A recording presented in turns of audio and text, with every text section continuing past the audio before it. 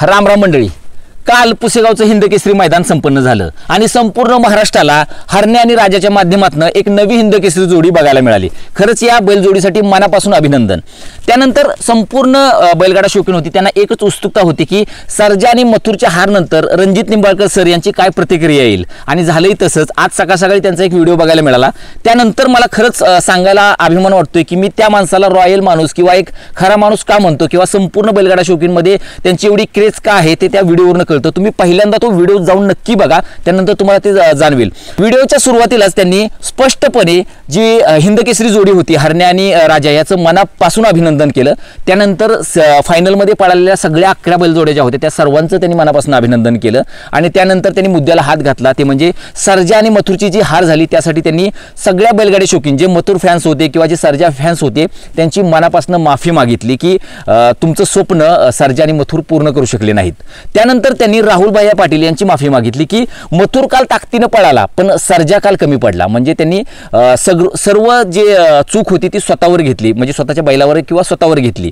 त्यानंतर त्यांनी संपूर्ण प्रेक्षकांची पुन्हा एकदा माफी मागितली की त्यांनी एक जाहीर केलं होतं की मी जवळजवळ 15,000 माणसांसाठी जेवण करणार आहे, पण यात्रा कमिटीचे काही निर्णय असतील की त्यामुळे छोटे धंदेवाल्यांच्यावर थोडासा परिणाम होऊ शकतो किंवा जेवणातून एखादी विषबाधा होऊ शकते, त्यामुळे तो निर्णय कॅन्सल करावा लागला त्यांना। पण त्यांनी आश्वासन दिलं की पुढच्या कुठल्या तरी मैदानात असेल किंवा वेगळ्या माध्यमातून त्यांनी जे आश्वासन दिलं होतं ते नक्कीच ते पूर्ण करतील।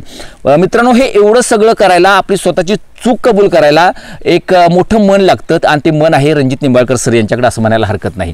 त्यासाठीच मी मनापासून नेहमीच म्हणत असतो की त्यांची मी व्हिडिओ जेव्हा जेव्हा बघतो मला एवढंच जाणवतं की तो माणूस व्हिडिओ पुढे येऊन एकदम सत्यपणे आपलं प्रखड मत व्यक्त करतो, म्हणजे तो कधीही कोणाला दोष देत नाही किंवा काही नाही। सगळा दोष त्यांनी कालच्या व्हिडिओमध्ये स्वतःवर घेतलाय, म्हणजे सर्जा आणि मथुरची हार, म्हणजे संपूर्ण महाराष्ट्रातील कितीतरी असे शौकीन आहेत, कितीतरी असे मथुर प्रेमी आहेत, कितीतरी असे सर्जा प्रेमी आहेत की ज्यांना आशाच होती की सर्जा आणि मथुर फायनलला जातील आणि हिंद केसरी किताब सुद्धा मिळवतील, पण असं झालं नाही।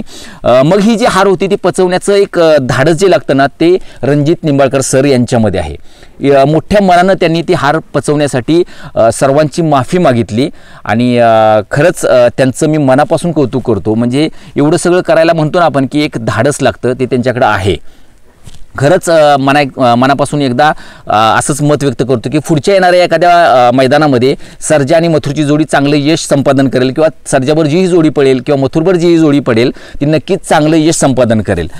पुसेगावचं हिंद केसरी मैदान खरंच जबरदस्त झालं, यात वाद नाहीये। सगळे निर्णय पारदर्शी होते, यातही काही वाद नाहीये। काही थोडे बहुत कोणत्याही खेळामध्ये थोडेसे मतभेद होतात ते जाणवले, पण ते तिथं सोडून द्यायचे असतात, कारण शेवटी कोणताही निर्णय जो असतो तो पंचांचाच फायनल असतो आणि तो पंचांनी दिलेला निर्णय सर्वांनाही मान्य होता। सगळ्या बैलगाडी शौकीन जे होते त्यांनी खेळ भावना दाखवत जोही पंचांनी निर्णय दिला त्याचं स्वागत केलं आणि संपूर्ण उभ्या महाराष्ट्राला एक हरण्या, कल्याणचा हरण्या आणि घरणिकेचा राजा या माध्यमातून एक नवी हिंद केसरी जोडी बघायला मिळाली। खरंच या जोडीचं पुन्हा एकदा अभिनंदन आणि स्पेशली अभिनंदन, कौतुक रणजित निंबाळकर सर यांचं। धन्यवाद।